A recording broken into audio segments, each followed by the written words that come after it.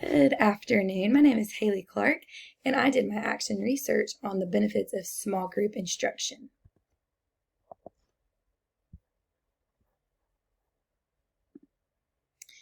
So the problem that I came across as a special education teacher is I collaborate with many different styles of teaching. So when dealing with behavior issues, I have found that most of the time, teachers who teach whole group instruction the whole time tend to have more behavior problems in the classroom. And when they just teach small group, they have significantly less behavior problems. There is also a huge difference in academic growth when there is small group instruction taught most of the day. The difference in small group and whole group instruction has been a topic of discussion for many years between teachers and administrators. Many ideas have circulated about which is more effective and which helps. There are products that show that both are effective, but when it comes to my special education students, I feel that the support and benefits of small group personalized instruction is so much more significant than whole group instruction. So a second grade student who is in a class with mostly whole group instruction is showing very poor growth and significant behavior problems. When the teacher is teaching, he's causing distractions for others because he has lost focus and attention to the lesson. Once he has lost focus, he is not retaining any of the information the teacher is sharing. So the longer he sits, the less he knows and the less he can show he knows because he's just not paying any attention and he's doing everything he can to get everybody else off task. So this is a chart. The student has ADHD and their attention span is average to their age. So this student is 8, so his attention span is 8 minutes long. Most whole group lessons are much longer than 8 minutes. You cannot hold their attention for 30, 45 minutes and get any good significant growth or behavior from these students. This is his data. This is an ORF fluency data for student A in whole group instruction all day. So we're kind of spotty, have a lot of errors. The errors are the bottom number and the words per minute are the top number. So we can see right here, he was 10 words with 5 errors when the school year started. Toward the end of the school year, he was 30 words with 8 errors, which is not quite what you would like. You can see at this graph over here, you would like him to be following this black line, and he stayed consistently below that black line.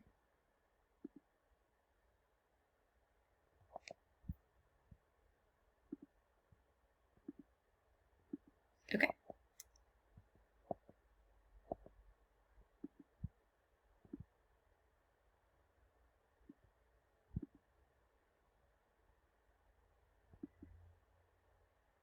Okay, this is student B in whole group instruction, who's also a special education student.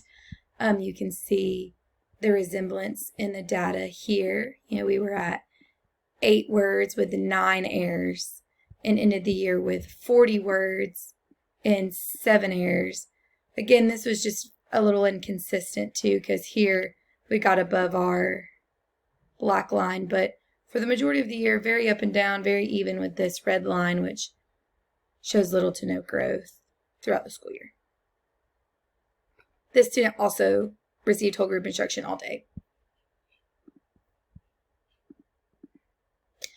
So the sampling method will consist of 6 students. All 6 students qualified for special education services. So they're all receiving similar things separate from their general education teacher.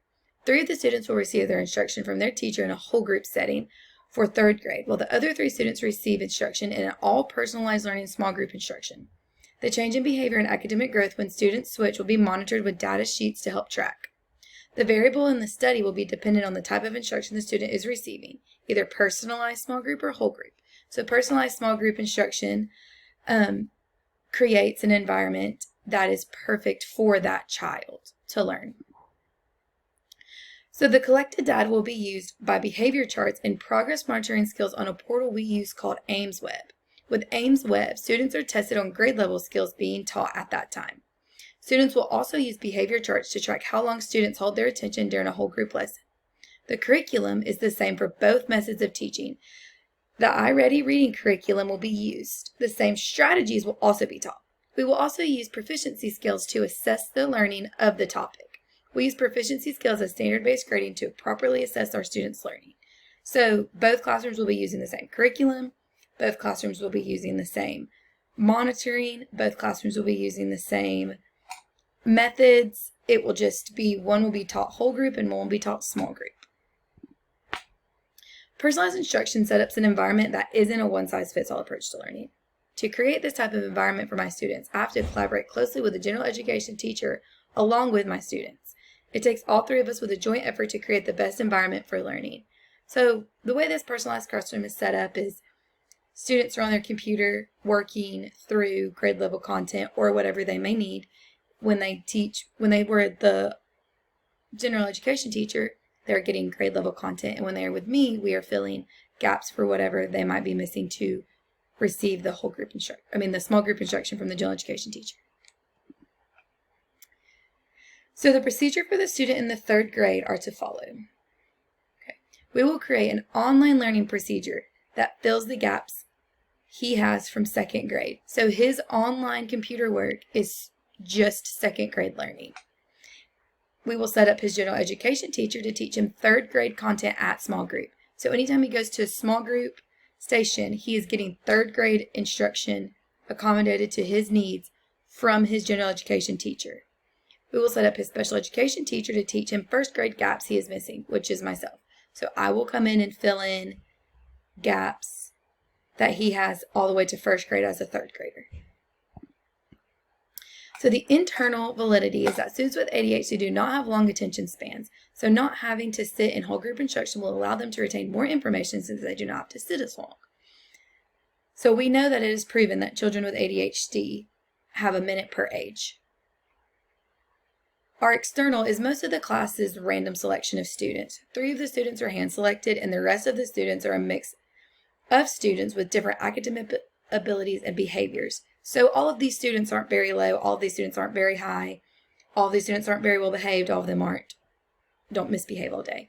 So it's a good combination of all of them. So we have to tier our instruction very specifically for the students in the classroom. A limitation that can affect this research is student absences. They miss a lot of school. It can really affect their learning because if they're not there, then that's what affects them from learning. Some other interferences may be getting pulled out of class for other needs met. Some of them need PT, OT, speech services that they receive at school. So they miss a little bit of instruction when that happens, but we just have to work around it. When it comes to ethical concerns, I do not have any that stand out due to this action research. So this is present data of a student after 6 months of only small group instruction. So we can see here that when the school year started, he was not receiving much small group instruction yet. This is just a rollover from what he had already known. And in a very short amount of time, compared to a year of his whole group, he almost tripled his amount of words that he is reading in a minute. And his errors have significantly lowered. And again, here's this green line where we would like them to be. And he is right on track and still has time before the school year ends.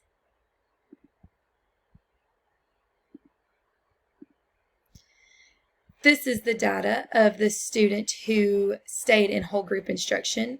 She started the year here to here. And she has been up and down. You know, she has a little bit of growth, which is great. But again, inconsistent and not aligned along with this black line like we would like her to be. Both students have a medical diagnosis of ADHD and also have qualified for an IEP under OHI.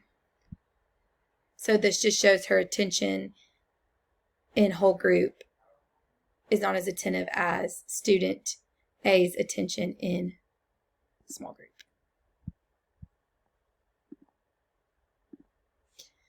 So since the student has only received small group personalized instruction, he's received 10 less office referrals. met kindergarten standards he had not met yet, and improved his oral reading fluency from 30 words with 8 errors to 80 words with 6 errors, which is phenomenal growth. This is another data point. This is our iReady diagnostic testing, and within a few months, grew 43 points in a grade level, which is phenomenal.